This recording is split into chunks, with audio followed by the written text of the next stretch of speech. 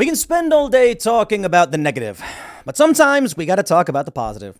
Now, I suppose you can argue that it's not all negative when we hear stories about Bud Light's failings, that in fact it is positive, but here's what I mean.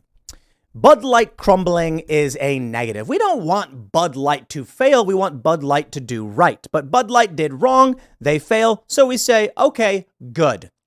We would argue that it is a positive thing that Bud Light is suffering, their sales are declining, because they got woke. Now they go broke.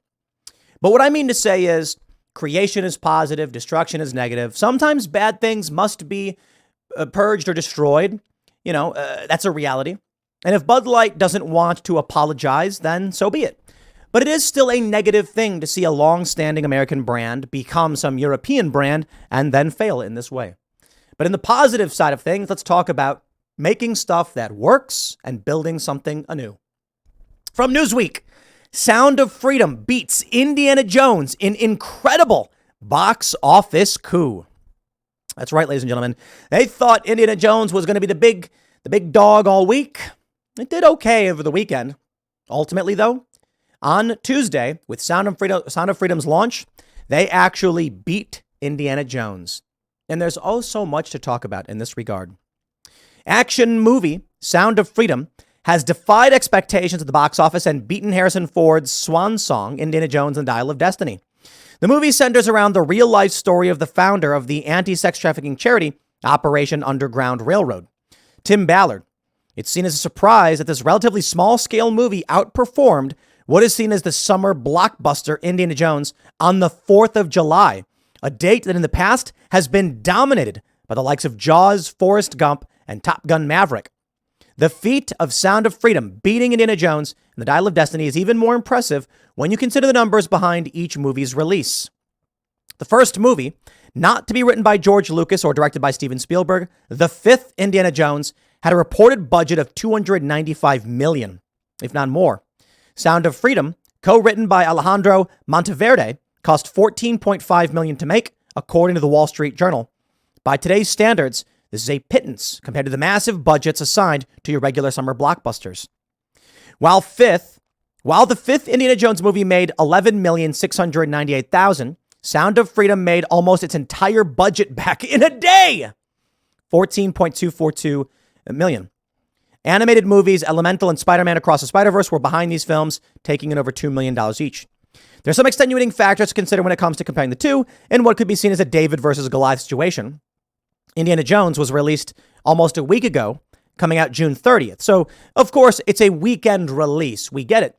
But July 4th is a significant release day. I get it. It was a Tuesday this year. So I think it's fair to curtail your expectations.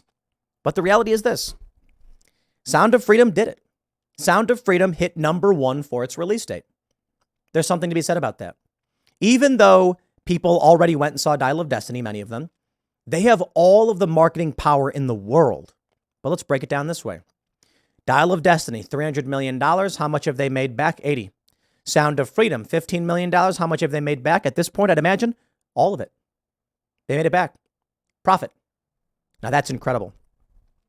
This is important stuff, and it's good stuff. And I really, really, really must recommend you go see this movie. Go see it as soon as you can, and you got to see it in theaters for two reasons. Let's just say the first reason is cultural.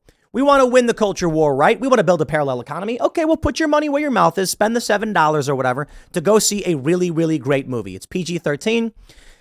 I don't know if I would want to bring a kid to it, but PG-13, there's nothing overtly gratuitous in the film. Just insinuations. And, I think PG-13 is probably correct, but it is a pretty dark movie. Tough to watch. Most people were crying. But I think in terms of the parallel economy, you should go see it. It is a good movie. And this is the second reason. You don't want to miss the opportunity to see this one in theaters. Because, I was talking about it last night. I've seen a lot of movies. I see a lot of movies. We went and saw The Flash recently. I did not care. It's a fun movie. You get popcorn. You're sitting there. You're having a good time with your friends. You watch The Flash run really fast. And then the movie's over. Afterwards, you forget about what mostly happened in the movie. And it was just a thing to do with your friends. Sound of Freedom is more than that. Sound of Freedom gives you a feeling that actually matters. When you're watching this movie, and many of you will probably cry, those are real tears. for the real suffering of real people, real children being exploited in traffic. And that meant something to me as I'm watching this. I'm like, man, I'm like watching these people all around the theater cry. I'm like, these are real tears. You know, it's one thing when you watch a fictional character go through some fictional trauma and you cry about it or whatever because you feel. But it's another thing when you know that this is based on a true story, that Operation Underground Railroad is real, that they are actively trying right now to stop these traffickers. You're not crying for some made up story. These kids they rescue, there are some fictional kids, but the general story, I don't want to spoil the movie, it's real. It really happened. They actually saved children. You're not crying for some fake story. You're crying because these kids actually were trafficked and exploited. These parents actually lost their children, and it's terrifying. But there are good people fighting back. That was amazing to watch a movie like that and be like, wow, you know? And there are more. It's not the only movie that's ever done it. I'm just saying it's a good movie to go watch. But I do think it's a big deal to support those who are creating cultural endeavors outside of the mainstream. So let me talk to you. We put out music. That's right. Timcast has several songs. Check us out on Spotify. We got another song coming out soon. And look, man, we make music. That's it. Not everybody likes our music. We're not making stuff that's crashing like hitting like Taylor Swift to the hundreds of millions or whatever. We just make music. We do our thing, right?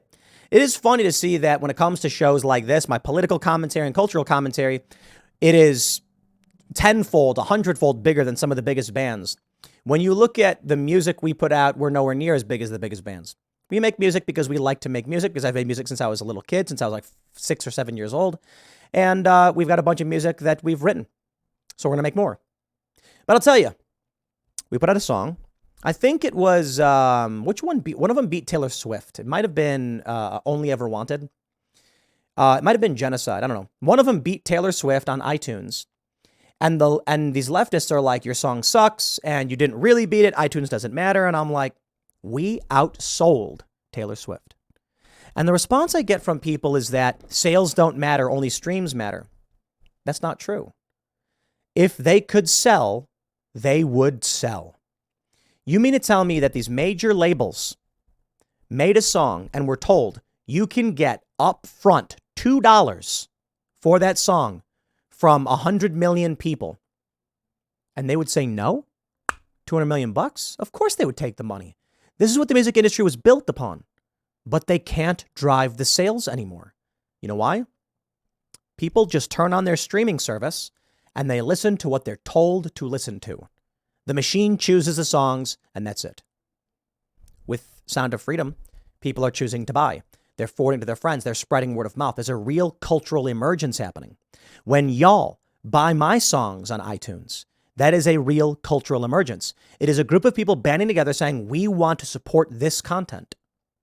And that's all that it ever was. You know, it's fascinating. There's this idea. Let me tell you about skateboarding. What does it mean to be a professional skateboarder? It's simple. It means you make money, you make a living skateboarding. What could that be? Well, to any sane, reasonable person, being a professional is just that. You could teach people skateboarding and say, I'm a professional skateboarder. In that, you know, I teach children and I run a skate school, and there you go. To core skateboarders, people who are very immersed in the culture, being a pro skateboarder simply means they have your name on a board or product. But what does that mean? Does it mean you're good at skateboarding? No. It means your product sells. But you talk to these kids in skateboarding, they don't know that. All they think is to be pro means someone writes your name on a board. And to anyone who runs a business knows to be pro means to sell the product. That's the fascinating thing I see with all of this. They can't. So they would demean us. And they would say, yeah, the only reason people are seeing this movie is because it's a bunch of conservatives. And? It's not because they actually like the movie. What do you mean? You mean good marketing inspired people to go see a movie? The only people who see Spider-Man movies are fans of Spider-Man. For the most part, that's true. And they have marketing to fans of Spider-Man. Spider-Man has a lot of fans. People like the story. So yeah, Sound of Freedom is about trafficking. And the people who are concerned about trafficking went to go see the movie. You can't demean it. You can try, but your words are meaningless. When they come out and they criticize our films, our productions, our shows, our music, I simply say, we hit Billboard, baby. We put out music. We hit Billboard, multiple Billboard charts. How many bands can say that? that they've put out. We put out the last song we put out was Bright Eyes, and we didn't do a big marketing push because I'm not trying just to, get accolades or anything like that. We got a couple more songs coming out. The reality is this. When Sound of Freedom beats Indiana Jones, it's because there is a large enough cultural movement to beat Indiana Jones. That means we are winning. It means we haven't won, but it means we are winning. Definitely go see this movie. It was incredible. I'll leave it there. Next segment's coming up in a few minutes, and I'll see you all shortly.